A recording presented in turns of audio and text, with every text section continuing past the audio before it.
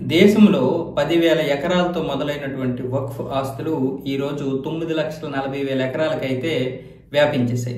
అవన్నీ ఎవరెవరి ఆస్తులు అందరికీ తెలిసిందే. దేవాలయ ఆస్తులు, ప్రభుత్వ ఆస్తులు, అలాగే మరి కొన్ని ఏమొచ్చేసి జమీందారులు, రకరకాల ప్రైవేట్ వ్యక్తుల ఆస్తులు కూడా. ఇవన్నీ కలిపి 9,40,000 ఎకరాలకు వచ్చాయి. దీనికి సంబంధించి కేంద్ర ప్రభుత్వం ఏమొచ్చేసి చట్ట సవరణ చేస్తూ ఉంది. అయితే జూన్ 6వ తారీఖున ఒక పోర్టల్ తీసుకొచ్చింది. అంటే ఈ యొక్క ఆస్తుల్ని అభివృద్ధి చేయడం కోసం, సాధికారత కోసం, ఇలా రకరకాల ప్రయోజనాల కోసం ఈ యొక్క పోర్టల్ తీసుకొచ్చింది. ఈ పోర్టల్లో ఖచ్చితంగా 6 నెలల లోపు అందరూ కూడా, అంటే వక్ఫ్కి సంబంధించినటువంటి ప్రతి ఆస్తి వివరాలు ఇందులో పొందుపరచాలి, చట్ట ప్రకారం పొందుపరచాలని ఒక కొత్త జీవో తెచ్చింది కేంద్ర ప్రభుత్వం. 6 నెలలు అంటే జూన్ 6వ తారీఖు నుంచి డిసెంబర్ 6వ తారీఖు వరకు.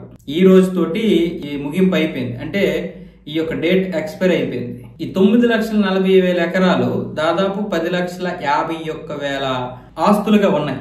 ఈ 10,51,000 ఆస్తులు కలిపితే 9,40,000 ఎకరాలు. దీనికి ఈ పోర్టల్లో నమోదైనటువంటివి కేవలం 1,51,000 మాత్రమే నమోదయ్యాయి ఈ పోర్టల్లో. మిగతా 9 లక్షలు అలాగే సమస్యలతో కొన్ని ఉన్నాయి. కొన్ని ఏమొచ్చేసి పూర్తిగా కొంతమంది ఈ పోర్టల్ ఎవరో పట్టించుకోలేదు. మా ఆస్తులు మాకు ఉంటాయి, మేము చూసుకుంటాం, కేంద్ర ప్రభుత్వం ఏం జోక్యం చేసుకోవాల్సిన అవసరం లేదని వదిలేశారు. అయితే ఇక్కడ చూడండి, ఇందులో జమ్మూ కాశ్మీర్, కర్ణాటక, పంజాబ్, ఉత్తరప్రదేశ్ మరొక రాష్ట్రం మీద మొత్తం 4 రాష్ట్రాలు 5 రాష్ట్రాలు మాత్రమే స్పందించాయి. మిగతా ఏ రాష్ట్రం స్పందించలేదు. ముఖ్యంగా పశ్చిమ బెంగాల్ అయితే అసలు స్పందించలేదు. మాకు ఈ పోర్టల్ అక్కర్లేదు, ఏమీ అక్కర్లేదు అని చెప్పారు. ఇప్పుడు కిరణ్ రిజిజుని చాలా మంది, అంటే ఈయనే కదా మైనారిటీ వ్యవహారాల మంత్రి, ఈయన్ని చాలా మంది ఎంపీలు ఏమొచ్చేసి గడువుకు కోరుతున్నారు. మరి కొంతకాలం గడువు ఇవ్వాలని. ఆయన అయితే ఎటువంటి గడువు లేదు, ఏమీ లేదు, గడువు ఇచ్చే ప్రసక్తే లేదు. 6 నెలలు అంతకు మించి సమయం అవసరం లేదు. అయితే ఇప్పుడు 9 లక్షలు ఈ ఆస్తులు ఏవైతే ఉన్నాయో, ఈ 9 లక్షల ఆస్తులు ఇందులో పోర్టల్లో నమోదు అవ్వలేదు కాబట్టి వాళ్ళకి మాత్రం జరిమానా విధించడానికి మాత్రం ఒక 3 నెలలు గడువు ఇచ్చారు. ఈ 3 నెలల్లో కూడా వాళ్ళు అన్ని వివరాలు ఇప్పుడు ఇవ్వాలి. పోర్టల్లో నమోదు చేయడానికి లేదు, కానీ దానికి సంబంధించినంత వరకు ట్రిబ్యునల్ కలవాలి. ఏదైతే దానికి సంబంధించి న్యాయ వ్యవస్థ ఉందో అందులో కలిసి దీనికి సంబంధించినటువంటి వివరాలన్నీ వాళ్ళకి ఇచ్చి అప్పుడు కేంద్రాన్ని సంప్రదించి ఈ ట్రిబ్యునల్ ఈ యొక్క పోర్టల్లో నమోదు చేయాలి. అంటే బలుపు ఒక్కొక్కరికి. చాలా మంది దగ్గర ఆస్తి వివరాలు లేవు. వీళ్ళు వక్ఫ్ బోర్డుని ఆక్రమించేశారు.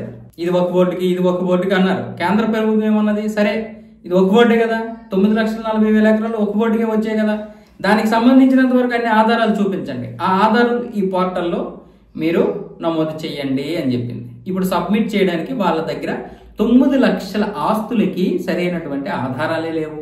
అంటే ఎవరివి ఆస్తులు? ప్రభుత్వానివి, వ్యక్తులవి, అలాగే కబ్జాలు, దాంతో పాటు ఎక్కువ ఆస్తులు మాత్రం ప్రభుత్వ భూములతో పాటు మన హిందూ దేవాలయాలకు చెందినటువంటి ఆస్తులు ఉన్నాయి. ఇందులో చాలా మంది ముస్లిమ్స్ పెద్దలు కూడా ఈ యొక్క వక్ఫ్ ఆస్తుల్ని ప్రైవేటీకరణ చేసుకొని రియల్ ఎస్టేట్ చేసి అమ్మేశారు. ఇప్పుడు ఆ ఆస్తులు ఏ విధంగా నమోదవుతాయి, ఏ విధంగా నమోదు చేస్తారు? ఇప్పుడు మన మణికొండలో చూడండి, చాలా ఆస్తులు వక్ఫ్ కింద ఉన్నాయి. ఇప్పటికీ కూడా అపార్ట్మెంట్లో చాలా మంది కొనుక్కొని ఇళ్లలో ఉన్నారు. కానీ ఈ గోల్కొండ 2-3 కిలోమీటర్ చుట్టూ కూడా వక్ఫేనట. ఇలాంటి రియల్ ఎస్టేట్ చేసిన వాళ్ళు కూడా చాలా మంది ఉన్నారు. ఇప్పుడు గడువు కోరుతున్నారు.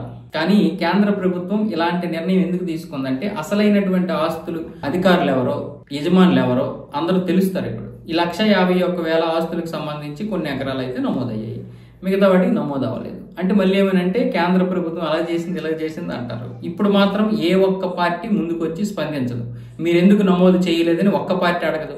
అదే నమోదు చేయనటువంటి ఆస్తుల్ని కేంద్ర ప్రభుత్వం స్వాధీనం చేసుకుంది అనుకోండి, ఈ పార్టీలన్నీ వచ్చేసి ఓటు బ్యాంక్ రాజకీయాలు చేస్తాయి.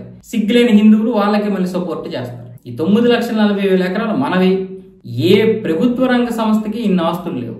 ఒక రైల్వే, ఒక రక్షణ వ్యవస్థ, వీటికి ఉన్నాయి ఇలాంటి ఇంత ఆస్తులు. తర్వాత మళ్ళీ 3వ స్థానంలో ఇప్పుడు వక్ఫ్ ఉంది. ఇలా మనం వదిలిస్తే ఇంక ఎన్ని లక్షల ఎకరాలు కబ్జాలు చేస్తారో ఆలోచించండి. ఇది చెప్తే ఒక్కొక్కడికి భయంకరమైనటువంటి నిజాలు తెలుస్తాయి. ఇందులో చాలా కోట్లు వ్యవహారం ఇది. ఈ 9,40,000 ఎకరాలు ఖాళీగా ఏమి పని చేయకుండా వదిలిస్తే 400-500 కోట్ల లాభం వస్తుంది వీళ్ళకి ప్రతి సంవత్సరం, ఆదాయం వస్తుంది. అలాంటిది అభివృద్ధి చేస్తే ఎంత వస్తుంది? మళ్ళీ ఇందులో దౌర్భాగ్యం ఏంటంటే పేద ముస్లింలకు ₹1 ఇవ్వరు. ఆ బడా ముస్లింలే తింటారు దీన్ని.